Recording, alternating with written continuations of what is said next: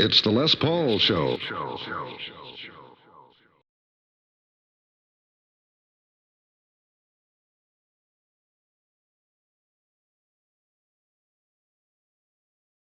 Working with Les Paul through the years was certainly a great honor. But one of the things that was very interesting is that he was always looking for a better humbucking sound. Now, when I say that, I don't mean his low impedance pickups, I mean the high impedance pickups that were in Gibson guitars. Notoriously, the PIF is a great pickup, but it had its set of problems like all pickups do. And Les would listen to the latest Les Paul at the Iridium. The artist relations office would send over a Les Paul guitar, say, we've worked on this, what do you think, Les? You try it out. And Les and I would evaluate this before the show. And he would play his guitar, and then we would play the latest Les Paul, and with high impedance pickups. And I said, Les, they're getting closer, but it's still muddy on the bottom end, meaning the bottom lower notes were muddy. And so this went on for quite a few years. And Les was always trying to experiment with that to see if he could make it better, and making prototypes at the house. Was not completed, let's put it that way. When he did pass away, I felt that this should be carried forward. And a good friend of mine, Max Stavron, who I know from 1983, when I introduced him to Les Paul, both of us took on this project to carry on the legacy and what Les left. And I said, let's try to create this better pickup that I know what he was looking for.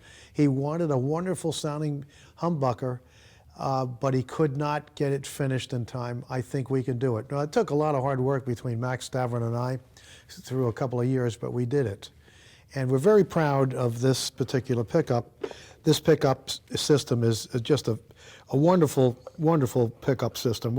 We have had great reviews about it, but of course, hearing is believing, and this pickup does do it. We also supply it with its own harness, specially made and designed for the humbucker. We antique them, we do everything you can think of.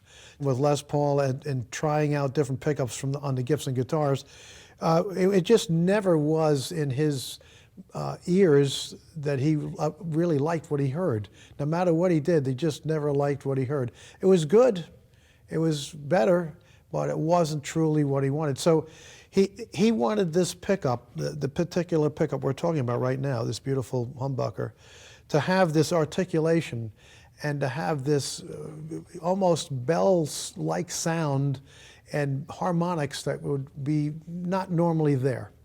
He developed that as far as he could, but it just was never finished or completed. And again, this is why these came about, because Max and I worked on it very, very hard to develop the formula to create that. And I mean, it's a formula. It's really something. It is just not another PIF or a humbucking pickup. It's much more than that. And if you ever play a set of these, you want a set of these, you will not be disappointed.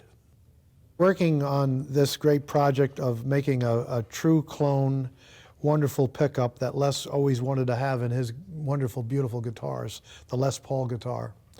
I was able to capture and get some of his prototype windings, his coils, his notes, and all of the things that he kind of was working on.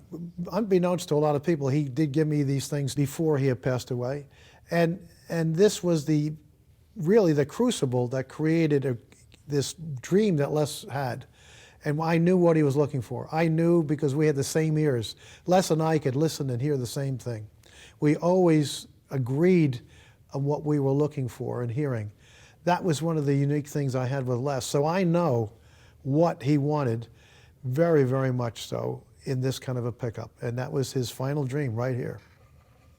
The clarity, the articulation that you can get on the bass strings of the guitar is just superb with this kind of pickup. It is truly a labor of love. The recipe on this pickup is really unique because we are using the best of materials, the best Alnico magnets you can possibly get, and charged entirely different than most other magnets that are being used. The nickel silver covers are just the best we can buy. The bobbins are butyrate bobbins. Butyrate was the original material they used on the bobbins in the early humbuckers. And so that is right to spec. We really went after every aspect we could possibly do.